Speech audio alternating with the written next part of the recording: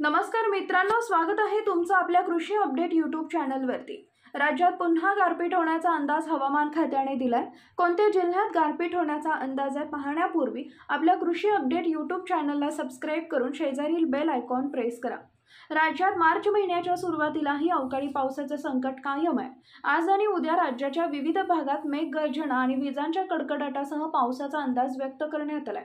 मराठवाडा, विदर्भ, उत्तर महाराष्ट्रासह पश्चिम महाराष्ट्र आणि कोकणात देखील हलक्या ते मध्यम स्वरूपाच्या पावसाचा अंदाज पुढील 2 दिवसात व्यक्त करण्यात आला आहे।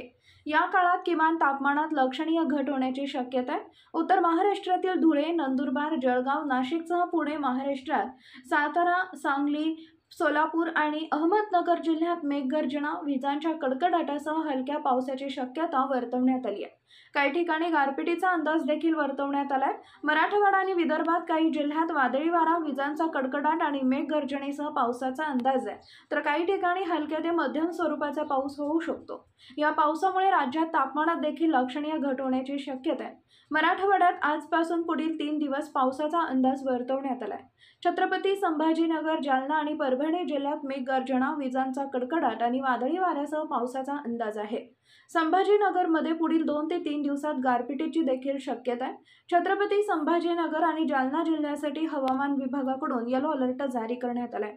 विदर्भात देखील पुढील 2 दिवस वादळी वारा, मेघगर्जना आणि विजांच्या कडकडाटासह पावसाचा अंदाज व्यक्त करण्यात आलाय। पुढील 2 दिवस म्हणजे 1 ते 2 मार्च रोजी अकोला, अमरावती आणि बुलढाणा येथे गारपिटीचा अंदाज वर्तवण्यात आलाय।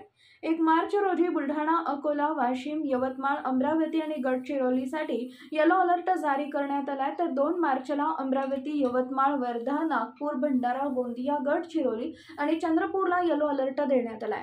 यापुढील हवामान अंदाज पाहण्यासाठी चॅनलला सबस्क्राइब करा। धन्यवाद।